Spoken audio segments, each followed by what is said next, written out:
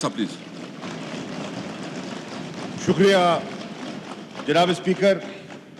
फाजिल member ने कुछ नुक्ते उठाए हैं और मैं नहायत अदब से उनका जवाब देना चाहूँगा। कुछ मेंबरान ने रूल्स का हवाला दिया और कहा कि उन रूल्स की गुंजाइश नहीं है और आप जो कार्रवाई बढ़ा रहे हैं वो रूल्स की नफ़ी करते बढ़ा रहे हैं। हमारे minister for parliamentary affairs, minister of state for parliamentary affairs ने एक बड़ा मुफस्सल उसका जवाब दे दिया कि रूल्स में गुंजाइश है। उन रूल्स का उन्होंने हवाला दिया और उस हवाले के बाद उन्होंने गुजारिश की कि जो कार्रवाई कर रहे हैं उसकी वजूहात बताएं कि हम क्यों इस तरह कर रहे हैं। हमारी ख्वाहिश है कि इस वक्त जो कानून लेकर आए हैं उन पर लेजिस्लेशन हो जाए। इसलिए हो जाए क्योंकि एक बजट का इजलास, कल बजट है, इजलास होना है, तो एक ताख़ीर हो जाएगी और इसमें बहुत से ऐसे कवानीन हैं जिससे कि डायरेक्ट आवाम को रिलीफ पहुंचाना मकसूद है। अब आप उसमें यकीनन अवामी जमातें हैं और आवाम को रिलीफ देने के लिए आए हैं और अगर आवाम को रिलीफ देने के लिए हम गुंजाइश पैदा करना चाहते हैं तो मुझे उम्मीद है कि आप उसमें रखना अंदाजी नहीं करेंगे और फराख दिली से आगे बढ़ेंगे। दूसरी बात, फाजिल मेंबर ने कहा कि बिल को डिबेट होना चाहिए। बजा तौर पे कहा यकीनन होना चाहिए। अब बिल की डिबेट की दो गुंजाइशें हमारे पास हैं। एक, बिल जब मुरतब होता है वो स्टैंडिंग कमेटी को पेश किया जाता है, हाउस में इंट्रोड्यूस किया जाता है, हाउस में इंट्रोड्यूस करने के बाद स्टैंडिंग कमेटी को रेफर किया जाता है और स्टैंडिंग कमेटी में उनकी जमात की नुमाइंदगी मौजूद है, अपोजिशन की जमातों की नुमाइंदगी मौजूद है। अब तसव्वुर ये किया जाता है या तसव्वुर ये होना चाहिए कि जो मेंबर स्टैंडिंग कमेटी में, चाहे पीपल्स पार्टी से ताल्लुक है, मुस्लिम लीग नून से ताल्लुक है या JUI से ताल्लुक है, वो अपनी जमात का जो पॉलिसी नुक्ता नज़र है वो स्टैंडिंग कमेटी में लाएगा, रखेगा, अपना मौक़िफ़ पेश करेगा और अपनी राय रिकॉर्ड कराएगा। अगर स्टैंडिंग कमेटी में उसकी राय कैरी नहीं होती तो वो अपना डिसेंटिंग नोट देगा, लेकिन अक्सरियत से अगर स्टैंडिंग कमेटी उसको रेफर करती है हाउस में तो वो आ सकता है। फिर हाउस में मेंबरान को आप फरमा रहे हैं कि डिबेट का मौका मिलना चाहिए, बिल्कुल मिलना चाहिए। तो फिर कानून क्या कहता है? कानून ये कहता है कि जब बिल हाउस में आता है और फाजिल मेंबर किसी को अगर उस पे एतराज़ है वो तरामीम पेश कर सकता है। तरामीम को आप हाउस के सामने रखते हैं, मेंबर को मौका मिलता है, जिसको जो मोतरज़ होता है उसको मौका मिलता है कि वो उस अमेंडमेंट पर अपनी राय का इजहार करे। और फिर जमहूरियत क्या कहती है? जमहूरियत कहती है फिर अक्सरियत की बात को फ़ौक़ियत दी जाती है और आप जमहूरियत की बात करते हैं और अगर जमहूरियत में अक्सरियत की बात को फ़ौक़ियत ना दी जाए तो ये जमहूरियत की नफ़ी होगी। तो जनाब वाला, मैं अब उसकी बात करना चाह रहा हूँ जो फाजिल मेंबर ने दो नुक्ते और कहे। आपने कहा, आपने फरमाया, so this is not, हमने आपके लीडर की बात, आपके लीडर की बात बड़े एहतराम से सुनी है। आप भी सुनिए तालपुर साहब, आप भी सुनिए।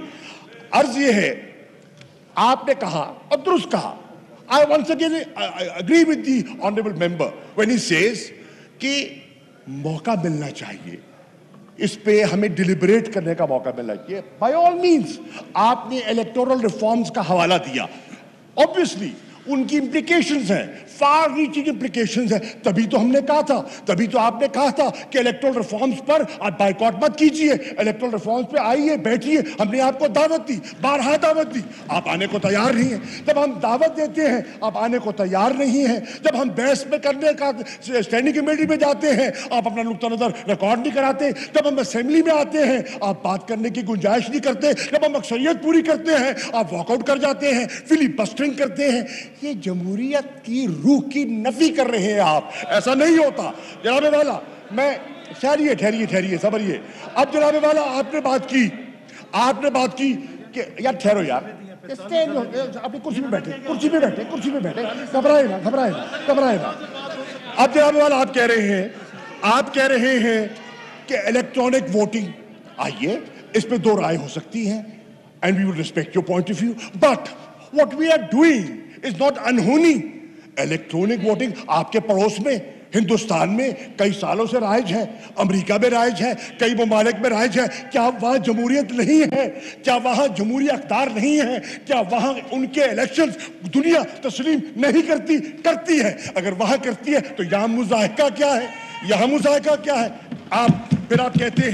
آپ کہتے ہیں کہ اوورسیز پاکستانیز, جناب والا میں ساتھ احترام کہوں گا, اوورسیز پاکستانی کو پر مجھے اور ٹریجری بینچز کو فخر ہے جو پاکستان کے لیے وہ تفصیل کرتے ہیں.